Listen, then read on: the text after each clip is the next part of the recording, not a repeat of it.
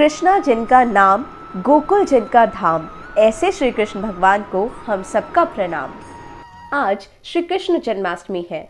आइए जानते हैं ओशो के क्या विचार थे। कृष्ण मानव सभ्यता का भविष्य है। कृष्ण का व्यक्तित्व बहुत अनूठा है। अनूठेपन की पहली बात तो यह है कि कृष्ण हुए तो अतीत में, लेकिन है भविष्य के। अभी भी कृष्ण मनुष्य की समझ से बाहर है। भविष्य में ही यह संभव हो पाएगा कि कृष्ण को हम समझ पाए। इसके कुछ कारण हैं।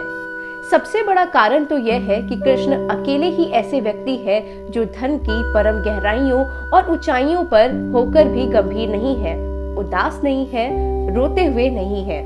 कृष्ण अकेले ही नाचते हुए व्यक्ति है, हंसते हुए, गीत गाते हुए। अतीत का सारा धर्म दुखवादी था। कृष्ण छोड़ दे तो अतीत का सारा धर्म उदास आंसुओं से भरा हुआ था।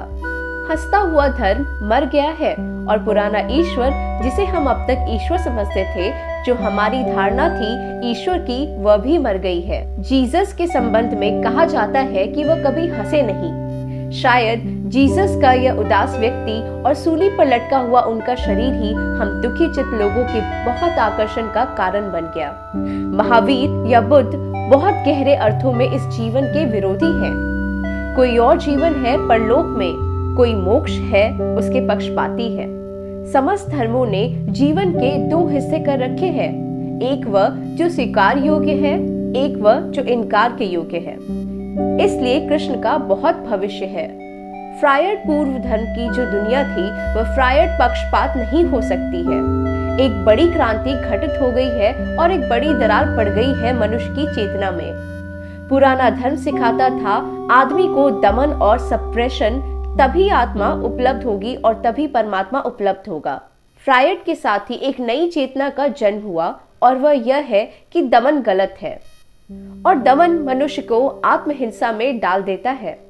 कृष्ण फ्रायड के बाद जो चेतना का जन्म हुआ है, जो समझ आई है, उस समझ के लिए कृष्ण ही अकेले हैं जो सार्थक मूलम पढ़ सकते हैं। क्योंकि पुराने मनुष्य जाति के इतिहास में कृष्ण अकेले हैं जो दमनवादी नहीं है। वे जीवन के सब रंगों को स्वीकार कर लिए हैं। वे प्रेम से भागते नहीं। वे पुरुष होकर स्त्री से पलायन नहीं करते।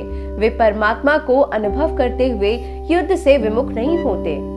वे करुणा और प्रेम से भरे होते हुए भी युद्ध में लड़ने की सामर्थ्य रखते हैं।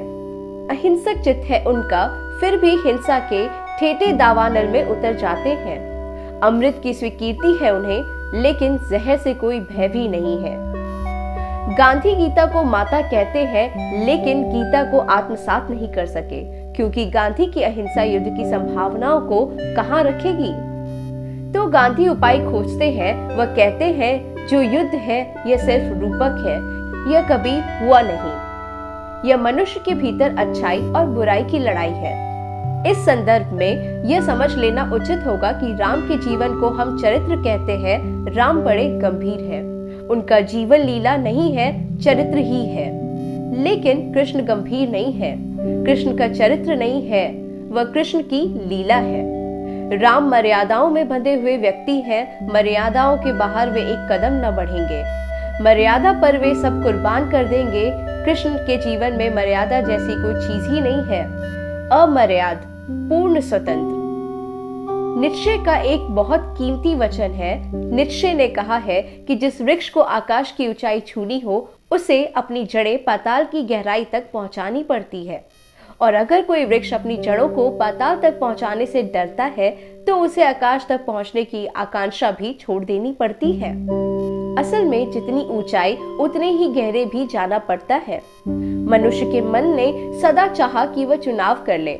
उसने चाहा कि स्वर्ग को बचा ले और नर्क को छोड़ दे। उसने चाहा कि शांति को बचा ले, तनाव को छोड़ दे। उसने चाहा शुभ को बचा ले, अशुभ को छोड़ दे। उसने चाहा प्रकाश ही प्रकाश रहे, अंधकार न रह जाए। मनुष्य के मन ने अस्तित्व को दो हिस्सों में तोड़कर एक हिस्से का चुनाव किया और दूसरे का इनकार किया। इससे द्वंद्व पैदा हुआ, इससे द्वैत हुआ। कृष्ण दानों को एक साथ स्वीकार करने के प्रतीक हैं। जो दोनों को एक साथ स्वीकार करता है वही पूर्ण हो सकता है। कृष्ण मानव चेतना की संपूर्णता का प्रतीक है। इसी के साथ आप सभी को श्री कृष्ण जन्माष्टमी की हार्दिक शुभकामनाएं।